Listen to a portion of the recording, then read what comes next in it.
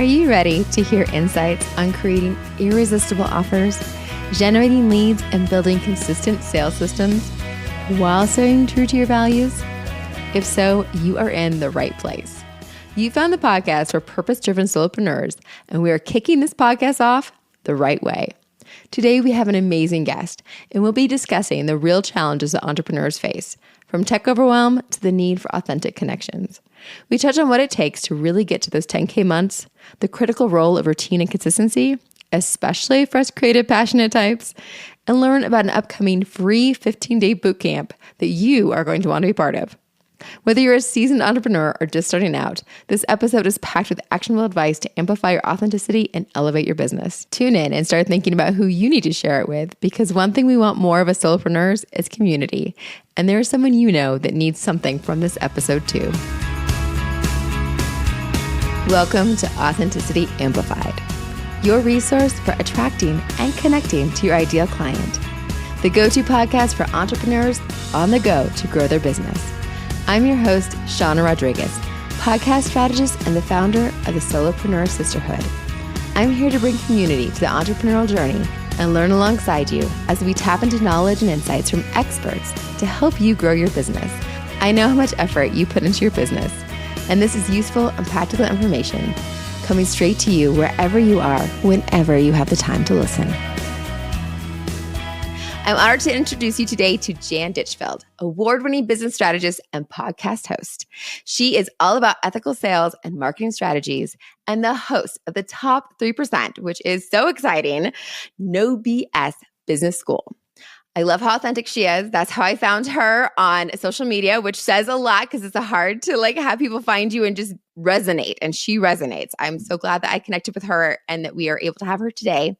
She is all about you finally having consistent 10K months with your business. And we are here to talk about those strategies. Thank you for being here today, Jan. I am so excited to be here. Thank you for having me. Oh, I'm just thrilled that we get to have this information shared that we all need, and for people to get to know you and what you can help bring to their business too, because finding the resources that really resonate for solopreneurs it's not easy. There's so much out there, and then finding the right resources is hard. So thank you for coming on today. My pleasure. So our first question is to kind of get to know you a little bit. So if your dearest friend gifted you a legitimate, not a fake one, a real genie in a bottle, and gave you, we're only going to do 2 wishes. If they gave you 2 wishes, what would those wishes be? Oh my goodness. That's a really hard question. You're already, she's like, I'm ready to talk business here. I got to think about this one.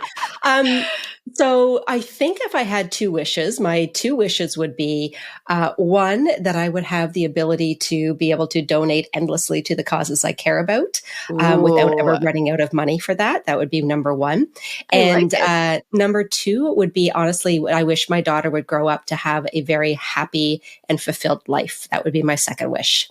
Oh, that's beautiful. Yes. I love that. How old is your daughter? She's 6.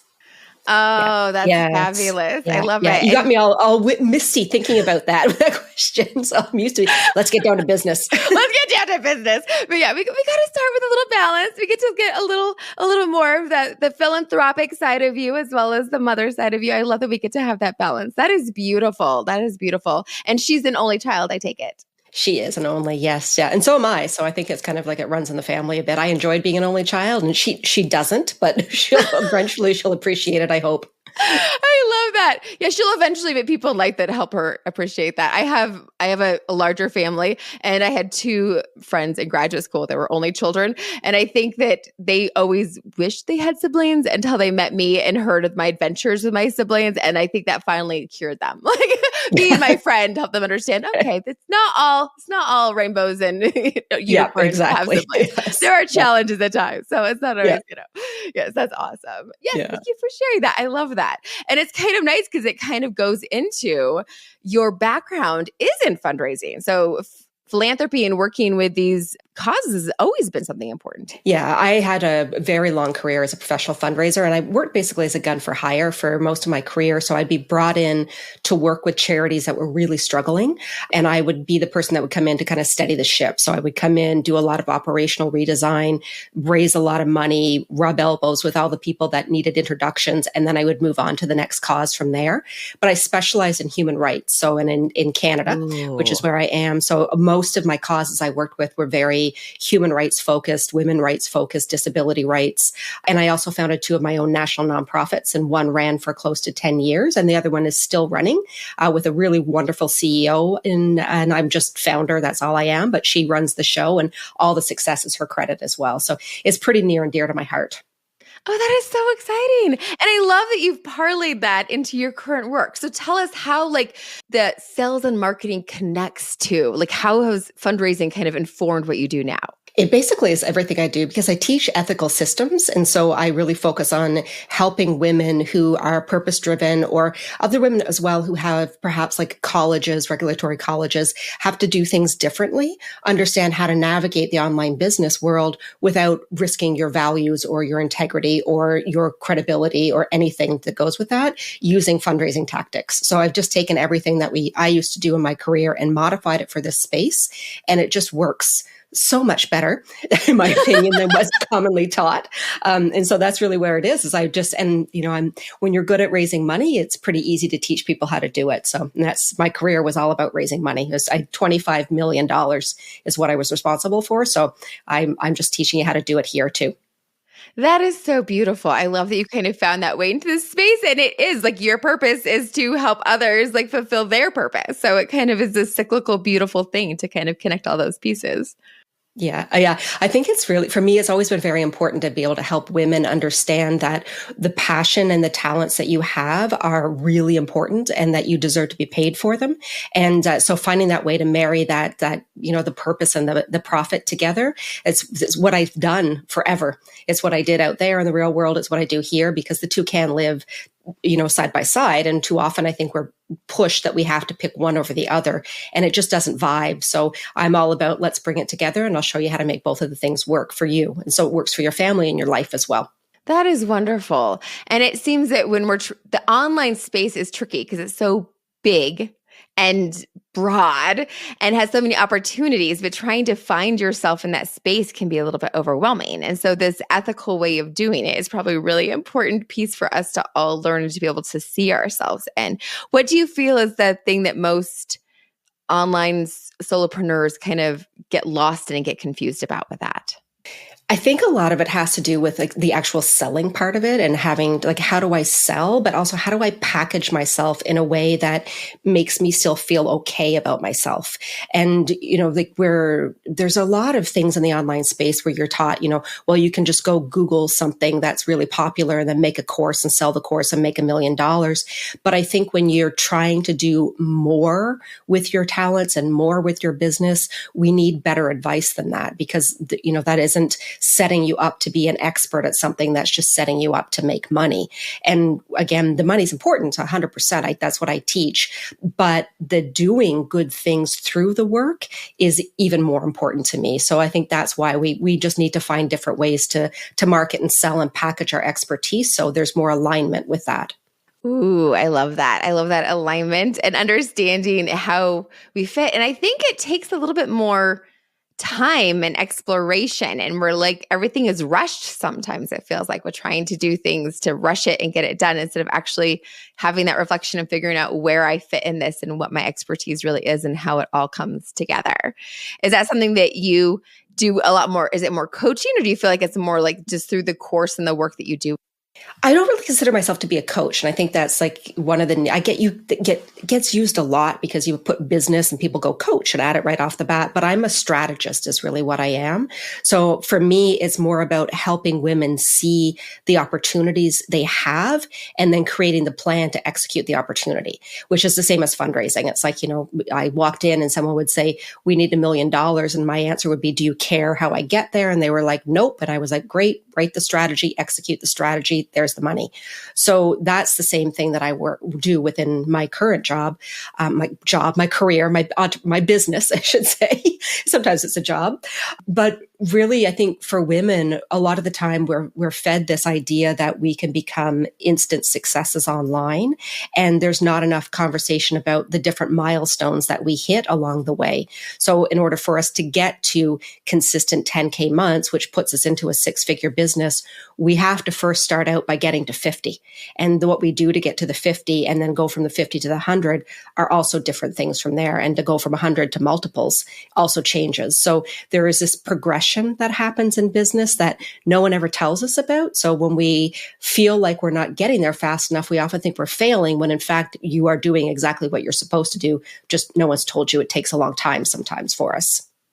And that's why I love that your podcast is called the No BS Business School, because I feel like those are the business lessons we all need to learn, is that we don't build a business overnight. And that even when we hear these success stories that sound like the overnight successes, there was years of buildup that allowed folks to get to that place. And so it's important for us to realize that it takes time. And this is really important, this fact that the strategies change based on where you're at.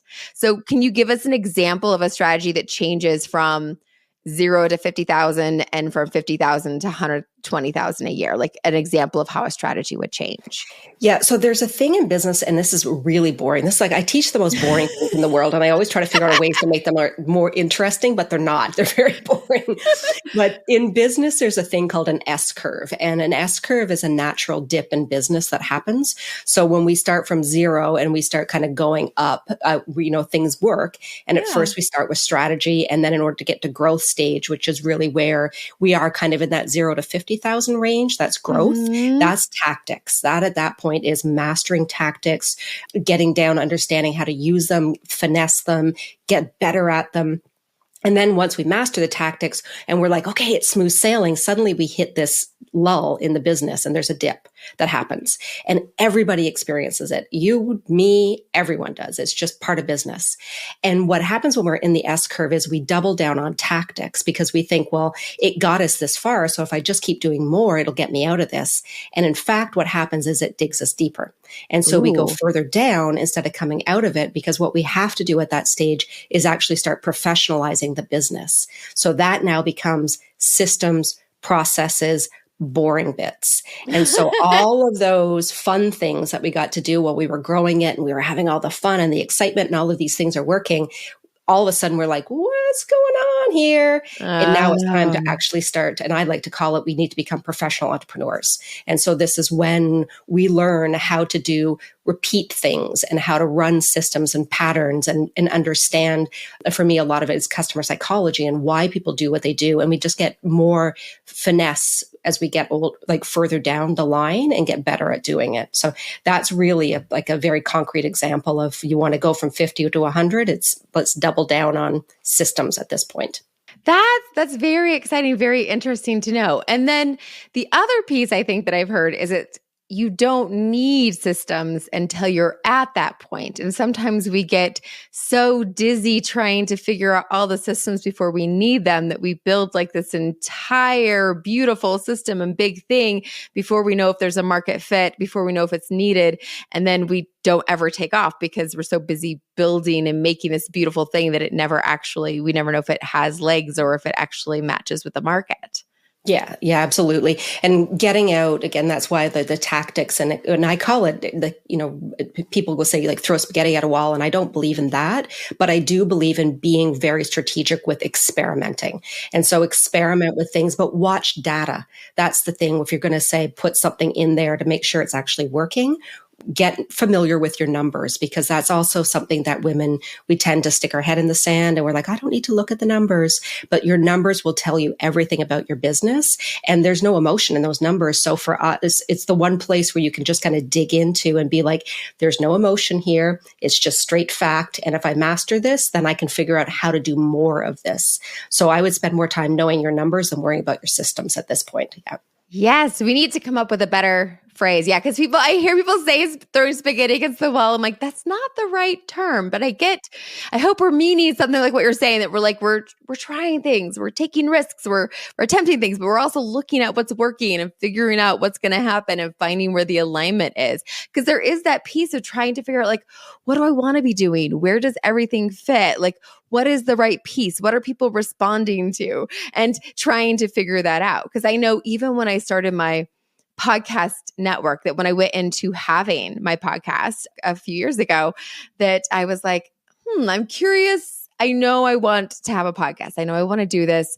I'm not sure how I'm going to monetize it. I'm not sure what's going to happen with it. I'm curious what's going to happen with it. And I think that curiosity going into it, seeing what was going to happen, and then seeing what stuck. So like the spaghetti is what stuck.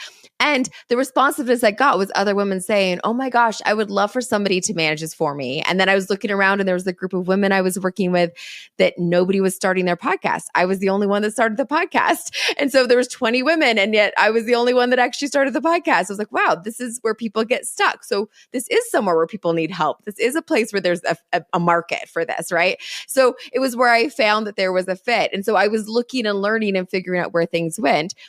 So it's like, people would say spaghetti against the wall, but I'm like, there's more to it than this. So we need to find a better analogy. I think you just nailed it. I think actually saying, like, it's curiosity combined with messy action. Yes. That's what it is. If you put the two things together, it's just like, take the messy action, but be curious about what you're doing, and be curious about how people respond and the data and what works. And like you said, find the things that make you really passionate and then double down on that. And I think then you're like, after that, now we can put all the systems in place to scale you. Like it's great now, but it is that curiosity part of it. I think that's so important. And we forget about that when we start businesses, is enjoy the curiosity stage.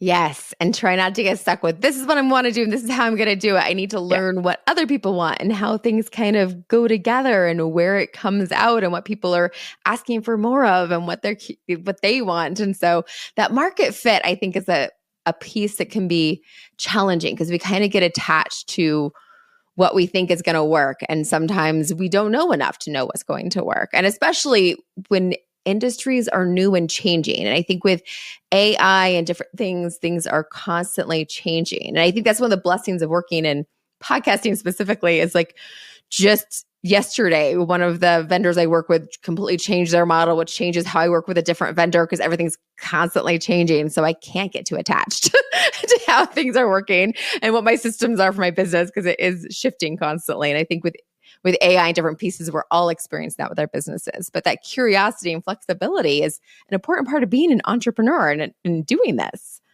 No, 100%. I think you nailed it with that. And it's there, nothing will ever stay static in business. And that's when you think, and I say this all the time to the women I work with, what your business looks like right now, it will not look like that in a year. And a year from now, it'll look completely different in a year from now. So if you're not willing to ride that and just allow it to go, we steer the ship. Like, you don't let it just run wild. You have to, but it's not going to stay the same. And so learning to adapt and learning to be flexible within it is what part of the success comes from that as well. Yes. I had really good advice from someone who was telling me to try to vision 5 years ahead in my industry, which is challenging to do in my industry, but you can't look too right in front of you when you're running business. You have to be able to have that ability to kind of look further out, which is challenging to do because everything is constantly changing, right? But I think that that's an important part of trying to figure out the bigger picture and where things might be going. And so you have a North Star and direction for things. Yeah, 100%. He definitely. Yeah. And I think the part about looking out too is sometimes when we start businesses, we don't know where we want to end up.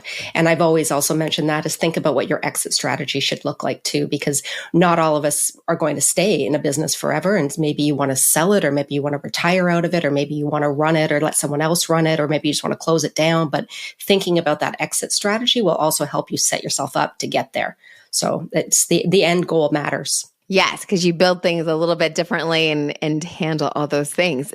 And that's the unique thing about entrepreneurship, is that you are holding so many things, which is why I think, women can be pretty amazing at it, because we're good at holding a lot of things. But you are holding so many different things at the same time when you're building a business. Yeah. No, I think women are exceptional at this.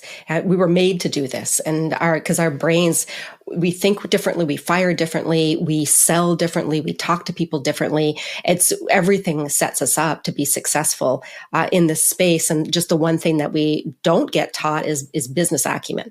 And that's the piece that we often try to duct tape it and glue it together, is how do I do all of the business side of the business things. And that's why, like, again, I always say I'm the person that teaches all that boring stuff, because it's what will make you successful long term. But, when you're ready to learn the boring bits, come see me. I will make it fun, I promise. So you do make it fun. That's one thing about your social media that I enjoy. And I found you on Instagram, is where I specifically found you, is that you have this way of making concepts entertaining and connecting in a way. But I also love, because you step away sometimes from social media too, and don't let it completely overtake you. So you've managed to find success in doing marketing, doing stuff and connecting with your audience, but also not letting it overtake things. And I love it, because I see you and get excited when I see you and connect with you, and then you're gone, but I'm still excited when I see you again. And they bring you back to me. So you don't totally disappear. So that I love that you have this authenticity and this balance as well with your presence, which I feel like a lot of online entrepreneurs feel like they are a slave to that connection. So can you talk more about how you've managed to find success and that balance with finding your clients and audience, with balancing that and being authentically you and still maintaining your family and your time for yourself as well? Yeah. So social media for me, Instagram specifically, I'm not going to say social media across. I'm going to talk right about the gram. Right about the gram. I'm in the middle of the bullseye here. So yes. For me, coming into the online space as like using Instagram for business was such a learning curve. It was, I used X, Twitter, then now X, consistently in my career. I used Facebook consistently. I was featured by Facebook originally for using it so progressively in the nonprofit space. I was one of the first people to ever actually pick it up in nonprofit. And then, so I was like, I'm good at this. I know this stuff. Instagram, whatever, right? And I got on, and I still remember the very first time I ever did a live, and all of a sudden, all of these things were happening on the screen, and there were eyeballs and hearts and emojis and everything. And I was like, what am I doing here? It just overwhelmed me. So I spent a lot of time trying to get really good at it. And then I also realized that this doesn't have to be the only way that I can sell. There are other ways that I sell. There's other ways that I can connect with my audience that feel more natural to me. So I use Instagram not as a growth tool. I use it as a nurture tool. So I'm like, the people who are there are the ones I love on. That's my audience. And I don't worry about my numbers very much. And I spend more time focusing my efforts in other places where I'm able to connect with people in a more like authentic, real way that I feel that I can through that screen all the time. So it's been my email list is really important to me. My podcast is the most important thing to me in all of my marketing assets. And then also the way that I tend to do a lot of live trainings, because for me, it replicates that feeling of fundraising where I'm able to work a room and get to know people and be me. So you see who I really am, and I can do a much better job helping you there than I can in an 8-second reel. So I treat it kind of for what it is, and but it's taken time to get there. I'll say that it was not an overnight thing. There's been many a moment where I've sworn at that app. So yes. Yeah, that's I think the challenge with Instagram specifically, since we're talking about it, is that it's like it will connect you to people you don't know. Like you and I never would have found each other, honestly, without Instagram. So like it does have this ability to connect you to unknown audiences, right? To me, it feels like that's the one thing that Instagram provides. But at the same time, it's just so finicky and so difficult, and it's hard for it to feel authentic. And you and I are both people that really like to be authentically us. And so to find that way to make it a way to really actually connect with people and to actually get to that next level instead of it just being a surfacey thing that can feel like at times is the challenge. And so to make sure that we're letting it be a tool for us and not something that's actually stressing us and draining us. But I do love that you've managed to really find that with Facebook, and that when you were doing your stuff with fundraising, that it was such a tool that you were able to utilize. Yeah, we did a lot of things differently with Facebook when Facebook first came out, and we're starting to. And like I said, I'm dating myself by saying this because this is back in the day now at this point. Yeah. But so Facebook first started coming out with their fan pages. That was when I started experimenting, using it in my own nonprofit, of being able to match up. Like I used to work with athletes who were visually impaired. So we would find guides for them. And we used it as this matching tool that we would use and really get the word out there. And it was completely different and unique than the way people were using business pages at that time. Because again, I was using it as a social platform. Like, instead of it being like a one-way conversation, let's bring this together and use this tool for something that can be collaborative and exciting and different. And that is the point of social. And I still to this day think that I think one of the reasons why we have so much friction with it is because it's become such a one-way conversation when it never was meant to do that. It was meant to be like, hey, friends, like, let's talk about things we both like and we like to vibe off of. We'll just like unpack that together. Yes. And that's somebody in a business group that I was on recently was saying about how frustrated they were with social media and those pieces. And what I said to them is, it's because we get this impression sometimes from our online gurus, I feel like, that we're told that like you're just supposed to go viral online and like that will make your business be everything it's supposed to be. And yet really you're just shouting on a street corner. And just because you have a bigger crowd that you're shouting at doesn't mean that it makes any difference. You're just shouting at a bigger crowd. It doesn't actually mean that you're authentically building relationships and attracting the right people and making an impact in your business. And so the metrics of how many people you shouted out doesn't necessarily mean any difference. Like the people that you actually smile at when you walk down the street and you shake hands with and have a conversation and connect with is actually a better metric. So if I walk down the street and I smile at 5 people and they smile back, like that makes my day better and their day better. And that's more connecting than if I shouted at 200 people from the corner. So trying to find the ways to actually make those authentic connections through social media and being creative about how we can do that is like that next level. And figuring that out it's a challenge because we're also taught to entertain and do this. And I'm going to whisper this because, people might hear these on these platforms, but that, the platforms are using us to entertain and get people to stay on their platforms. They're not a tool for us to connect. So we need to find ways for that to be our way to connect to our audiences instead of us just, dancing on the corner and get a bigger audience to watch us dance on the corner, that we actually, it's not just for shouting on the corners, and trying to find that way to be authentic with those platforms isn't always easy. So that's why podcasting, obviously you and I see the power of it, and the individuals listening to us also can understand the power of podcasting because they're here with us, and to see that that's actually ways to really get to know people and share knowledge and growth and humor and laughter and connection to some extent, that's why my podcast network is called Authentic Connections, because I feel like it does add to that piece of getting to know people. And list building is something that you also are really good at and have had some success with. Yeah. I fully agree with you. Everything you just said about podcasting, 100%. So, and I've always said with podcasting that to me, it's the thing that feels most like my career was the podcasting world, because people who podcast are just like philanthropists. They're open and giving and just here to change and willing, and like there's no competition. It's a totally different world. I love it. I love it, love it, love it. So I was like, I'll spend all my time here instead of on the other tools. Yes. So I get it. Yeah. But list building for me is a really important thing as well. And I think, again, list building has become a very common thing that's talked about in the online space, but most people, I feel, don't understand why it's important to build a list. They're just told build a list, and not that back end of understanding what that list really is, which are your leads. They're qualified leads. Those are the people that are the most interested in hearing from you, the ones who've put their hands up and said, I actually want to have sales messages sent to me. I want to be marketed to. Please tell me more ways to work with you. And we miss that connection a lot of the time. And we think that our Instagram followers are leads, and they are not leads. They're just people staring at you through a window. So spending more time on that list is really where it's going to be better for you in the long term. Yes, exactly. And that's an important thing to pay attention to and to understand that component as well.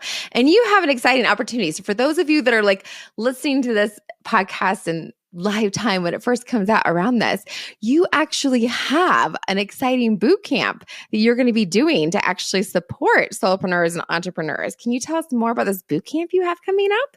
I can. I'm very excited. So it's called Online Marketing Kickstarter, and it's a free 15-day boot camp with me. We're not together for every single day for 15 days. It's just happening over those 3 weeks.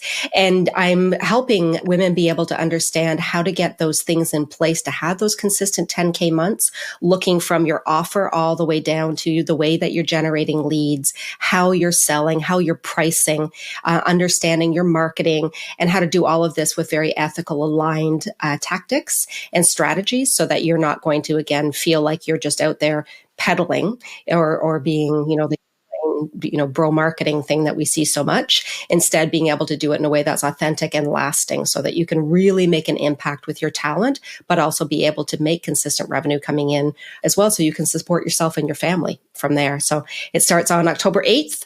I'm looking forward to it. I run boot camps quite often, and this is the first time I've ever taught this one, and I'm really excited about it. It's going to be a lot of fun, and everything is free, like super high value, super free. Oh, and that's why I'm so excited to get you on here and share this with everyone, because 15 days is nice, because sometimes these things happen like in a blink and they're so overwhelming and they're happening so fast that you just can't even get the things done. So spreading it out is nice because it's time to digest and actually utilize what you're sharing with folks. Yeah, and implement. I think that's the thing as well, that I find a lot of the time I've gone to free trainings where I'm like, there's nothing of substance coming to me here. It's a lot of very high level or fluffy type of materials, more marketing than is actually education. And I educate on the other side. I'm like, we're going to dig down, you're going to learn it, but now I'm going to give you space to apply it and then post it. I'm going to review it. I'm going to help you finesse it. Then we will move on to the next thing. So at the end of it, you're going to walk out with a little business plan in place and something that you've taken the time to put together, and it's actually had eyes on it to help to make sure it's going to be work for you the best way, because we don't need more overwhelm. I mean, women already, we do too much, right? We just tell me what I need to do to make it work and I'll do it. That's it. And that's what I do. I'm like, don't do all that stuff. Just do this. It'll work. Oh, that is amazing. That is incredible. And I am so excited that you're offering this. I think it makes such a big difference. And I think for especially women solopreneurs, like getting started, something like this is just a gift to kind of get you focused and ready to go in that direction to get those things done. So I'm so excited that you're doing this piece and you're actually addressing offers. You're addressing the important things that people need to get money into the business and get things flowing to get them up to the point they need to be at. Yeah, we're talking about it all. So we're talking about offers. We're talking about tech, because tech, I think, is something also that overwhelms us so much. And we're told to buy everything, right? Everybody has an affiliate link. So buy all my affiliates things. And we don't need it. And also, I find most of the time when I'm doing audits with women in their business, the number one thing that's keeping them down is their expenses, that their expenses are so high because they have all of these subscriptions to things that we do not need. So we're going to strip that down and just give you, here's the basics of what you need based on your business. Use these and go. And so we're talking tech, we're talking pricing, we're talking marketing, we're talking list building, we're talking sales. I'm doing a whole training on sales, ethical sales systems. And so it's a package. It's everything's really, we're going through all of the stuff, all the things. Yeah. That's incredible. I was just talking to one of my fellow entrepreneurs just, I think last week, that was saying that's what you need, is just to tell us what we don't need. Because that's the frustrating thing, is that trying to figure out, I get one piece of tech and then I go so far, I'm like, oh no, now this subscription doesn't give me these other 3 things I need. So now I need to do these 3 things to get this one thing. But now I got this far and now I can't complete my offer because I need these other 2 things. And so to actually have the complete from A to Z, to have the offer, this is how I actually deliver it to my customer in the online space. I always feel like there's 2 things I'm missing to actually get it there. I have my email service provider, I have a landing page, and then I have to connect the 3 things, and then I actually have to deliver it. And how do I actually get them this piece of it? And there's always something missing. And then I spend 5 days researching how to find the one thing and get further behind. So this is so brilliant. This is so helpful. Jan, thank you. My pleasure. Like I said, I love systems. I love processes. I love all these things. So, and again, because of the way that, most of us work, this is either some of us are doing this full time. Some of us are doing this in conjunction with a full-time career. Some of us are doing this running houses and children and all of the other things as well. We don't have time to muck about. So there are systems all the time, and in fundraising, that's all we ran were systems. We just would go in and run a system system after another, adapt it to where we were, but it's the same system. And that's what I still continue to teach, is just like, here are systems, here are plug and plays, here are blueprints.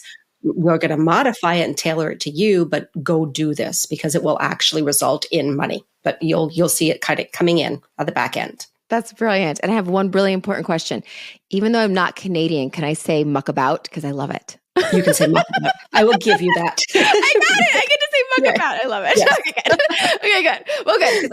And we're going to talk more. So for those of you that have the Apple Podcast subscribers that are going to get up close, we're going to talk to Jan a little bit more about this mindset from going from employee to entrepreneur. So those of you that are in that trajectory or have gone through that, we're going to talk a little bit more about that mindset, and also about if you're under 50K, what we should focus on. So we're going to spend a little more time on that, but we're going to get into our classic thing of exploring authenticity that we do every week. So who is someone in your life that you feel lives really authentically, Jan? Oh, that's a great question. Can it be a person I know personally, or do you want it to be somebody, the name of somebody that's everybody will know their name? Oh, I love it when it's a person you know personally, but we can also do a name that everybody knows. So whichever one comes to mind first. So I'm going to say my friend Emily, and that's the first person I think of. And Emily, I recently met her. I've known her only for about a year now. And the reason why we connected so well right off the bat was because she is the most real human being I've ever met. Aww. And she owns who she is. She is proud of who she is. She doesn't feel she needs to put on airs, and she has a heart of gold. And so I think when you're around people who are authentic, it helps you understand where you fit in. Because again, we came out of this world where we were all face to face all the time, and then we all got put into lockdowns and all of the things. And then many of us started online businesses because of it. And so we lost that human connection that happened because the screens kind of block it. Yeah. So it became really, I don't know maybe about you, but with me, I sometimes felt awkward when I was in a room again. And I came from working rooms, but I'd get into a room and I'd be like, I don't know how to act around people anymore. And so when you deal with somebody who's just like, hey, it's me, it drops walls and you can just be yourself and lean in and relax. And that's Emily's like that. I just think she's the world of her. She's a lovely person. Oh, I love that. I love that description, because I love that we get to hear that and feel like what we want to be doing to be more authentic and be more of ourselves. So when you show up and you just are willing to just be who you are, that does drop walls, and that does like help make it easier to connect with others. I love that. Yeah, it does. Yeah. Yes. Emily, I love that. She's going to hear this and she's like, oh, that's me she's talking about. I'll see her at school pickup. I'll tell her. So, I love it. That's great. Yeah. So for sharing some of your expertise, what advice do you have for listeners who are trying to amplify their message to better connect with their clients? I think a lot of it comes down to really understanding what you want to be known for. And that's the question that I make all of my women I work with go through that, and we spend time on that. What do you want to be known for? And I don't mean I want to be known for the person who teaches people how to have 10K months, or I want to be known for this. I mean, what's your impact going to be? Where is it when, at the end of this, no matter how long your business run is, what do you want people to remember about you? And that becomes your driving mission in your business. And you can package that. That can be packaged into all kinds of things we can sell. But understanding that at our core, that's what keeps us grounded and centered and tethered. I think that's our North Star. When we talk about North Stars in business, it's what is it you really are trying to do in the world with the gift that you were given? That's beautiful. I love that. I absolutely love that. And that's actually, so as we get to our like real world application, we want people to walk away from this conversation. I almost feel like that's it, of trying to figure out what is that North Star for you, because that's going to make the biggest difference. And there are hard days. When you run your own solopreneur can feel very lonely. So what is like to know like what that mission is probably really important. Yeah, I think it is. And it comes down to, when you think about, I believe strongly that we all have natural gifts, and we were put here to be able to use that gift in a way to help the world become a better place. But finding out what is the thing in you that you can really double down on, and that will keep you driving for the money, but also on those hard days, like you said, will keep you going forward. That's where your sweet spot's going to be. Like, that's the revenue. Like I call it like, what's your profit profit offer. Your profit offer is a combination of your skills and your passions brought together. And so we need to identify what is that passion, right? What's the thing inside of us that's really keeps us like humming. And then we can stick it into a course. We can stick it into any kind of offer, but we need to know that first. Oh, that's beautiful. And if you need help with that, there is this boot camp I've heard of.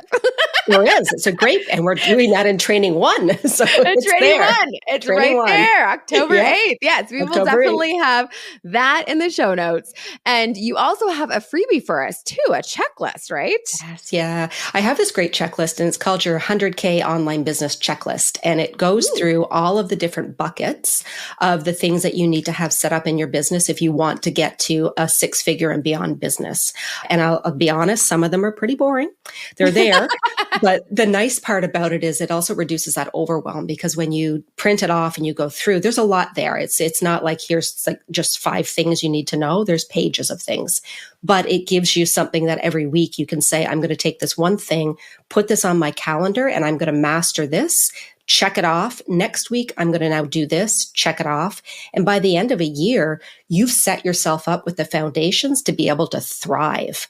And it's just one little check at a time, one little tactic, one little system, one little process. And they're all laid out for you just to follow it as you feel. And no, it doesn't matter the order, just do them at some point. Do them. Just do them. Yeah, awesome. Do them. Yes. And we'll have that. So that's at your website. So tell us your website. Yeah. So you can find me at janditchfield.co. I'm a .co, and you can get both the boot camp there. So it's janditchfield.co/bootcamp, or the checklist is /checklist. Perfect. Very easy URLs to remember. Very smart. Very smart. We like that. And so we'll have both those in the show notes as well. If that's easy for you, just go to the show notes and click on them as well. So you can do that right now. Go and just push the button and get yourself signed up and set up for those. Timing wise, if you're doing this live, like the boot camp will be a great option for you. And the checklist will get you connected regardless. And what's the other best way to connect with you? Instagram and my podcast would probably be the other two. So No BS Business School, you can always get me there. And I'm on all the major players, and I release every Thursday. And then on Instagram, I'm at janditchfield.co there as well. So basically, if you just type in janditchfield.co, I will pop up somewhere. So thank you so much for joining us today, Jan. This has been so amazing. My pleasure. Thank you for having me. Isn't there so much to learn on our entrepreneurial journey? Thanks for spending time with me here on Authenticity Amplified. Be sure to hit that button to follow or subscribe so you'll be alerted as new episodes are released. Here in this first month, they are coming out frequently. If you are a solopreneur and want to get to be part of this podcast launch, we are doing a fun activity with authentic business voices. And if you go to bit.ly/authenticbv, capital A for authentic, capital B, capital V as in business voice, you can grab a quick time to record your video with me and be part of this fun event as our launch. I'd love to meet you. Entrepreneurship can feel like an isolating journey. After all, 80% of small businesses are solopreneurs. That doesn't mean you have to do it alone, though. We're here every week to be part of this adventure with you. Until next time.